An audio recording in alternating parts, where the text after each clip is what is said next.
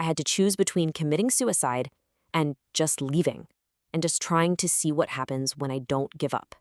Wow, they're incredibly heavy words to start with. Welcome to this explainer. Today we're not just looking at some distant statistics or, clinical studies.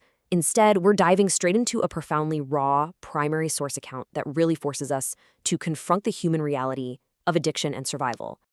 In this explainer, we're going to deconstruct the harrowing realities of addiction, and we're doing it through one woman's incredibly candid story.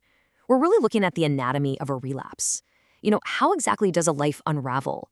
What are the specific forces that push someone right to the absolute brink? Today, we're going to break down the timeline, the triggers, and the devastating aftermath of her experience, so we can really understand the deep complexities of substance abuse. But to understand the story, we first really need to understand the person behind it. Meet Sarah Mwana. She's 38 years old, hailing from Edo State in Nigeria. By introducing her right off the bat, we're anchoring this entire narrative on a real human identity. She isn't just some abstract case study in a textbook. She is a real woman reflecting on her own life with brutal, brutal honesty. Now, what's absolutely stark here is the sheer contrast of her life. Just look at her past. Sarah held a Bachelor of Science degree in Peace Studies and Conflict Resolution. She was the breadwinner for her family. She was this highly skilled, international makeup artist who actually trained others, traveling to incredible places like Dubai and Marrakesh. Yet today, she's living in an area called Sharana, battling severe depression, and by her own admission, she is starving. So how do we get from a thriving international career to literally starving and struggling for survival?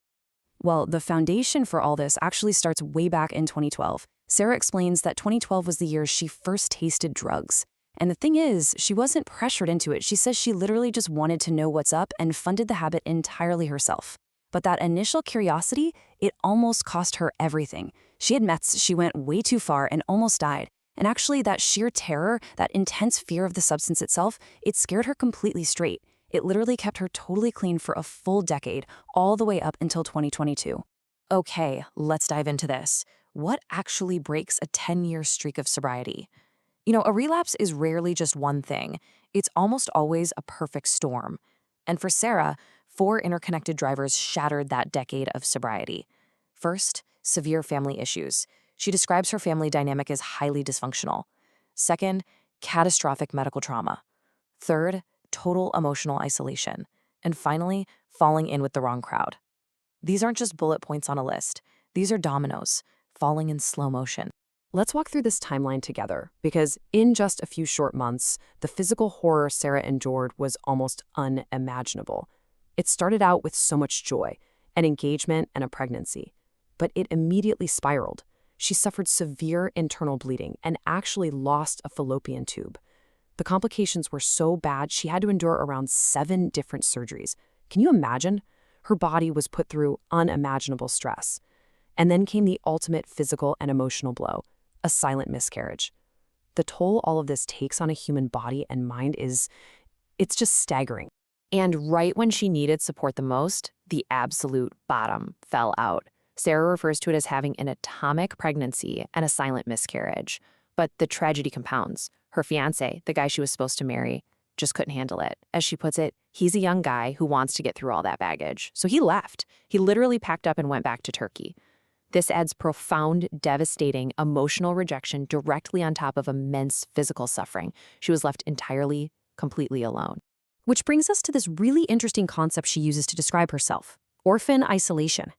Now, she calls herself an orphan not necessarily in the literal sense of losing her parents, but as a state of extreme emotional defense. She says she just isn't the type of person to open up to anybody. Her walls are incredibly high. It takes immense effort to let anyone get close to her. And here's why this matters so much. When you have walls that high and you finally let someone in, like her fiancé, only for them to abandon you during a crisis, the structural damage to your psyche is catastrophic. You are left completely wide open and vulnerable. And this brilliantly illustrates what happens in that fragile state. Sarah says, one person that is crowd enough to turn you away from your destiny. Wow. It is a powerful, haunting quote. In her broken, isolated state, she actually returned to an old environment and got involved with an ex-partner. She felt right back in with the wrong crowd. This really highlights a universal truth for all of us. No matter how strong we think we are, our environments and the specific company we keep in our weakest moments can drastically alter our fate. Just one wrong person can literally be enough to derail everything. So right now she's living in an area called Shida, and her relationship with this environment is deeply, deeply conflicted. On one hand, it's a place of profound frustration and depression. It's the place where she's starving. But on the other hand, she calls it her safe haven. When you've been abandoned and traumatized like that, sometimes the only place you feel you belong is the place that demands the absolute least of you, even if that place is slowly destroying you.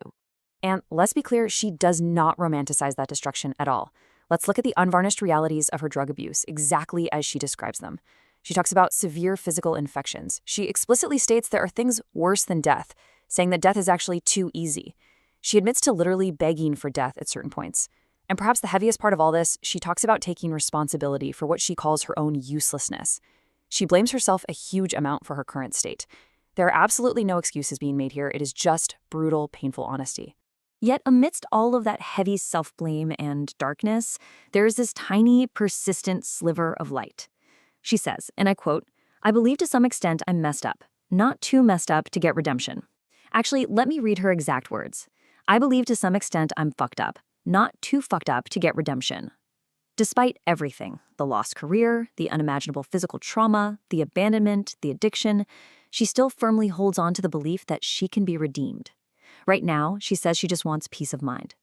It's honestly a testament to the stubborn resilience of the human spirit, even when it is buried under layers of immense trauma. So that brings us to the end of our explainer today. And I want to leave you with a very dark, thought-provoking question inspired directly by Sarah's reflections. When addiction becomes a fate worse than death, how do we take responsibility for our own survival? Sarah is currently right in the middle of answering that question for herself, choosing day by day to see what happens when she just doesn't give up. It really forces us to ponder the extreme fragility of human destiny, doesn't it? How quickly an educated, successful life can be totally derailed by compounding traumas. Thank you so much for joining me to unpack this powerful story today. Keep this question in mind and take care of yourselves.